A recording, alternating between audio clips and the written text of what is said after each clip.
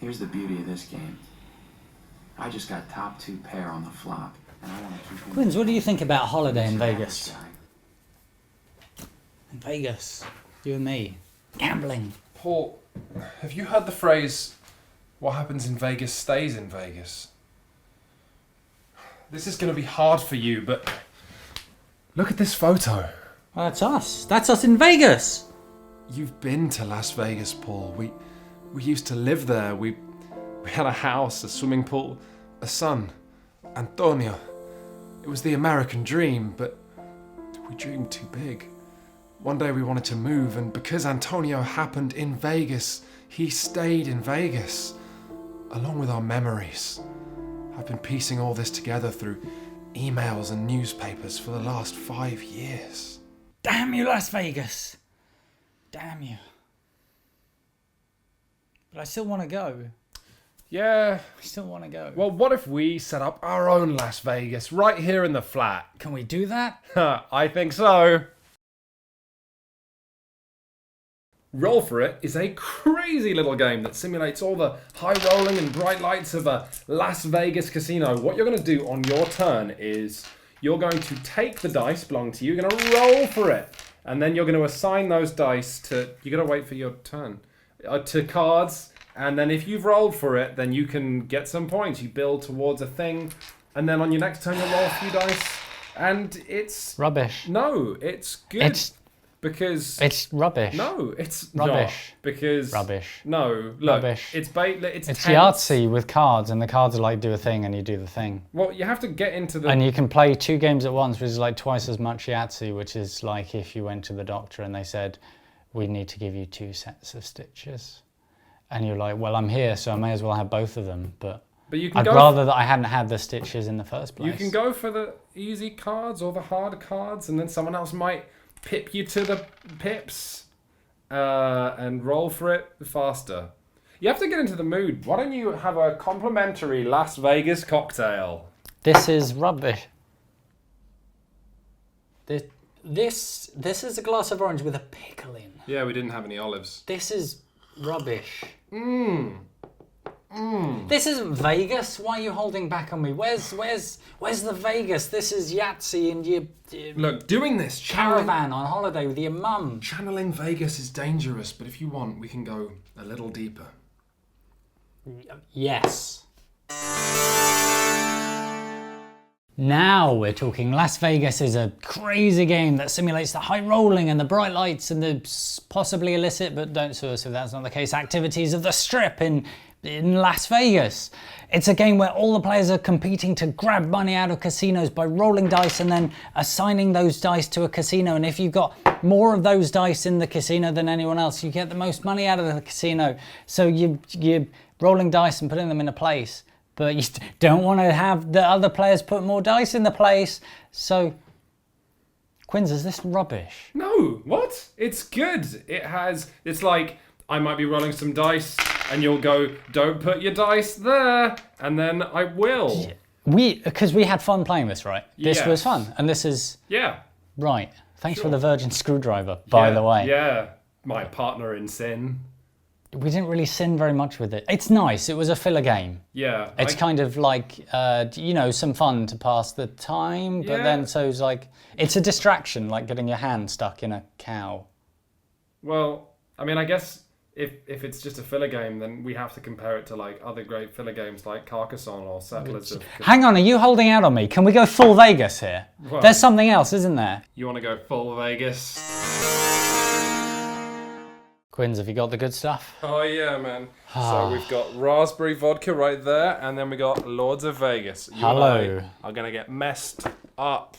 Lords of Vegas then. Okay, so some time ago now, long before you were born, we reviewed a game called Black Gold, an oil drilling game that we said was the perfect alternative to Monopoly because it's meaner, it's more nuanced, it's funnier, and it has more opportunities for you to screw over your friends and your family and your loved one. Well, Lords of Vegas is just like that, but with the pervasive theme of not new Vegas, not Vegas with its shiny superstructures, but old Vegas. Vegas of the past, when it was still being developed, when it was the Nevada desert and rich people were trying to turn it into something even crueler and more inhospitable. And now you can visit it. And now, once again, you can be meaner and crueler and have a funnier time and even screw over your friends again, but just more. And the sums of money are higher. Much higher. Have you met my friend Raspberry Vodka? Actually, yeah, we've been getting along quite well. Have you? Yeah. So Lords of Vegas actually has Getting along really well. a pretty strong opening. We met earlier. The board actually depicts Las Vegas circa 1935, when it's just this awful place. You're all property magnates. You start off with $10 million, and everybody gets a couple of randomized lots. And already you're going to start laughing as you see somebody owns a car park, someone else owns a gun shop, and someone else owns a hut which is just transparently haunted. Oh, I think we can do something special here. On your turn in Lords of Vegas, there's 5 different things that you can do. In any order that you like, you can do all of them or some of them. So let's review the game.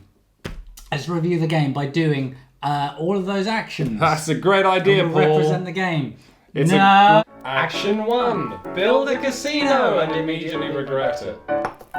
Okay, so here's how that actually works. Each turn, every turn, players are going to draw cards from the top of the deck, and those cards will have coordinates on them. B5. Hey, congratulations, because you now own lot B5. Put a counter on that. Each lot that you own will pay out every turn, pay out $1 million for you because, I don't know, capitalism. They just will. And casinos will pay out too, although casinos pay out unreliably, as you would expect. Each card has a certain color. This card is green, and hey, I've got a green casino here, so this casino is paying out right now. That's going to pay me $2 million because there are 2 pips on that dice, which represents the influence I have over that casino, whether I control the manager or the assistant manager or the assistant to the assistant manager's team leader, intern, unpaid. You put these cards down here in a kind of a discard pile or a discard collection, and that'll give you an idea of what's already being played and what's coming next. No silver cards yet. That means silver cards could be in fashion any moment now, which leads to hilarious situations like our first ever game where we spent ages waiting for these blasted green cards to turn up, forever building sci-fi casinos convinced they were going to become fashionable, while our plywood spaceships and our horrible polyester spacemen just kind of gradually gathered dust. And then there's victory points. Ah, yes. You see, the money, the casinos, well, that's one thing, but really what you want is prestige, and whatever money all these holdings are paying out to you, that's nothing against the actual prestige that you'll earn. Every time a casino pays out, that's worth a victory point per square of its size, and that's what you really want. Money's just a means to an end. Prestige is how you control Las Vegas, how you get bigger, and how you prepare to grasp the city. And speaking of grasping and sprawling and reaching out, I've got a colleague called Quinns, and he's going to tell you all about how you can grasp and reach out and take more of Las Vegas. Action 2. Sprawling. And then being overcome by intense dread. 2 buttons, 3 buttons. Yeah. 1 button.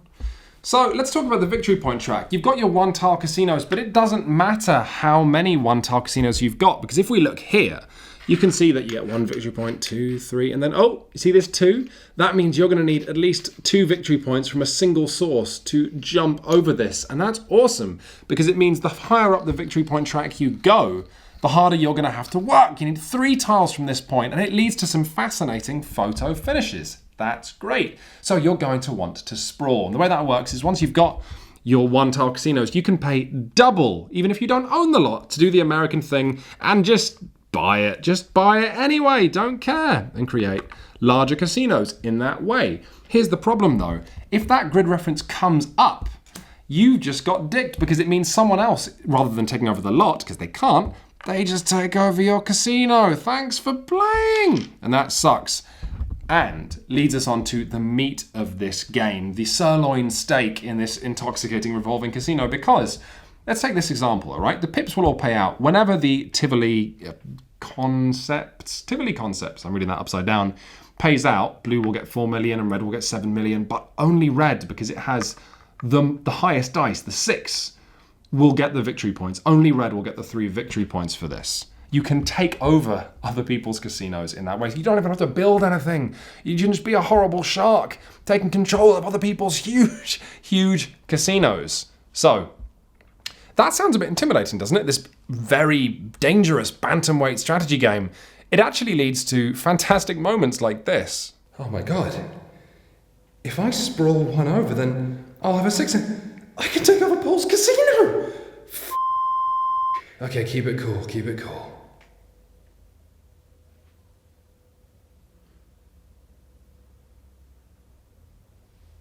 Are you going to take over my casino? That sounds dangerous, doesn't it? It sounds intimidating. Don't worry. This game is easy. It's relaxing because... Action 3! Reorganize! Reorganize! And make your friends want to push you out of a window. And if you do get caught out by this in Lords of Vegas, it doesn't matter because you can always reorganize. And that's just paying money to shake things up completely if you're backed into a corner. All you need to do to reorganize is pay $1 million for every pip on every dice in the casino, which is obviously it's a problem because as casinos get bigger, it becomes more expensive. Like this one, Quinn's currently has control. Quinn's, because he's got a 6 and I've just got 2s. So if I want to re-roll this as a 6, 8, 10, $11 million to take that chance to roll those dice and grab control of that casino.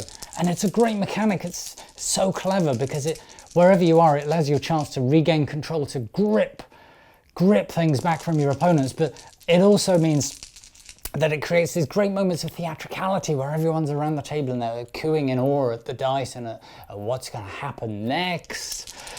And that's a wonderful thing. And you know that whatever happens, there's always going to be someone at the table who's losing their mind, who's becoming crazed and saddened and shrieking with despair. But that's okay, because that's the game. It's just, you know, betting a few $1 million on a roll of the dice. You see how the theme is? And the thing is, it's money, it's the roll of the dice, it's total luck that can have you win. But if you succeed, if you succeed, everyone has to respect you because you jam your sod, but you put your bits on the line. Depending on who you are, you might have different bits, but you put them on the line and you said, I'm going to roll some dice, and you did, and you won. Where were we? I'd do it again, I might win. Action 4. Action 4. Oh yeah. Remodel and show yourself up as the dirty rat. You dirty rat. This is the thing about Lords of Vegas. Every time you think it's a bit serious, it makes you laugh. Like in my first game, I had a really inappropriate TP casino and kept paying $2 million to re-roll the tiny 2 pips on it and kept getting a 1 or a 2 again every single time. It was awful. But then if you ever don't take it seriously, it bites you in the ass. Remodeling becomes really important later, which is where you pay $5 million per tile to swap out, for example, your played out Camelot themed casino with an Egyptian one. Sometimes it's as innocent as that, and sometimes you can do things like remodel into something. Oh look, that's a merger. Oh look, you just attached your tiny casino to this like a brain parasite and suddenly it's controlling it. What? Just calm down, take it easy, because there's always Action 5! Just go gambling. Hell with it. So we could see Lords of Vegas was a wonderfully clever design, but what made us really fall for it was this. Every turn, you can always make deals with other players, and you can always wheel and deal, like change. Like I'm going to do this to swap money. But the best thing you can do is blow off steam. You just go to the other players' casinos and you can actually gamble. You can go to the Casios and actually gamble at the Casios, and so what I think Paul is trying to say there. You roll 2 dice, and if it's 4, 5, or 5 or 6, 7 or 8, they've won. But if not, you go with your money. You take your money, and If not, you've won, and you take their money from their casino, and it's just thematic. It's wonderfully thematic. That's right, Paul. It is thematic. And also, what's interesting is that this is a release valve, really. It's difficult to know how good that these systems are unless you use them, right? It turns out that every single turn, being able to gamble your bottom dollar or make a big show of how wealthy you are, or to just get that. So, and of course, the money that you take is your money. You keep it. And that, you might not have enough money on your turn to do a thing, but that actually gives you the money that you need to do a thing. And it takes the money away, and they don't have it anymore. Yeah, also, it's funny, it's an opportunity for players to express themselves. So if you have a lot of money and you want to show people that you don't really care about winning, you find players gambling. We noticed that Brendan would never gamble if he had lots of money, but if he had $1, it would just be gone instantly. We found ourselves role-playing, trying to encourage people to come to our casinos by offering them more money. It's really... Do you need to... So there you have it. Shut Up and Sit Down absolutely recommends Lords of Vegas. A clever game, but also, perhaps more importantly, a game that can fit serious groups as well as groups that just want to have fun. And that's not often true for business management simulators. What do you think, Paul? And then if you really like Lords of Vegas, then they've just released an expansion, which is, Lords of Vegas Up, which adds a 5th and 6th player, which is good. But also it allows you to build casinos upwards, vertically into the sky, making them no more profitable, but making those victory points denser, allowing you, if you want, to make extra areas of the board more high stakes. That's not going to unbalance anything. It's just going to allow players more room to express themselves. And that's what it's about. So That's right, Paul. recommends Lords of Vegas. Yes, we've done that. So, thank you very much for watching. It's a stupid title though, because there aren't Lords in Vegas, are there? Because Nevada's a state in the United States, 2 senators and 4 members of Congress. No lords. That's right, Paul. It's a feudal system. There aren't any Lords of Vegas.